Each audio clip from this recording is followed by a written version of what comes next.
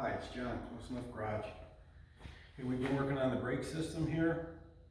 We're plumbing the rears. That's as far as we've got so far. So if you follow me down here, you've seen us install the master cylinder.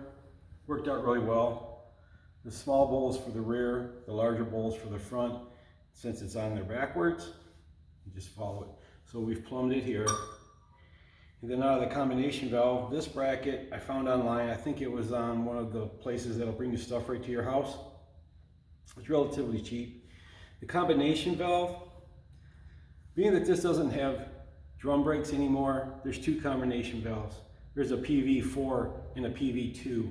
If you're running disc to disc, then you want the PV4. PV2 has a plug on the end of it, and I can show you that towards the end of the video. When you come out of the combination valve here, made some bends, then you go into a residual valve. And what this does, it holds pressure on your drums. And if you have one of these old cars, even with the stock system, you're probably going to want one of these. But if you're running disc to drum or drum to drum, you want to get a 10-pound residual valve, because the old brakes will them springs in the slave cylinder in there is always being pulled, and they'll actually push fluid back up, and then you'll find your brakes to be either spongy or non-existent till you pump it up, after the car's set. These cars, if you drive it every day, it probably won't be an issue, but if they set for months at a time and you want to take it to Dairy Queen, that's what this does. That holds the pressure to your brake system and keeps it from bleeding back into your master cylinder. If you follow the line down, now we have an adjustable proportioning valve.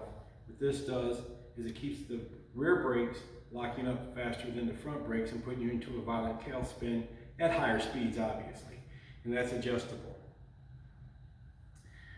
So, and then from out of the adjustable proportioning valve, there you go into your brake system pressure switch for your brake lights.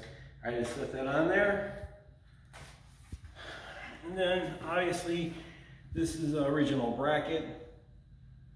Replaced all the hoses and stuff, but this is your soft line just for vibration, movement, blah, blah, blah.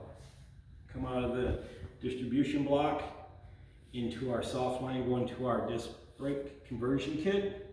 That you can find on, if you haven't seen that video, it's a cool video. I'm pretty pumped about it. They said this couldn't be done, and here we are looking at it. And then out of the distribution block, across the rear, over the pumpkin, into the other one, same setup. If you have any questions, message me. I love to share knowledge. I don't know what I know is all I know. But if you have a question, I can show you the PV4 to this is a PV2. Now this is if you're going to run drum to drum or disc to drum. See this on the end here? We don't need that when we're running disc to disc. So yeah, if you're going to order one of these, you need a PV4. PV4, it doesn't have the nipple on the end. Thanks for watching. Thanks for hanging out.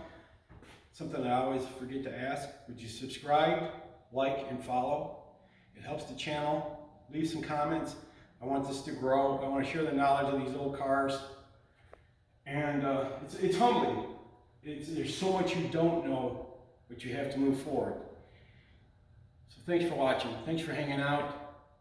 Have a great afternoon, day, midnight, whenever you watch this.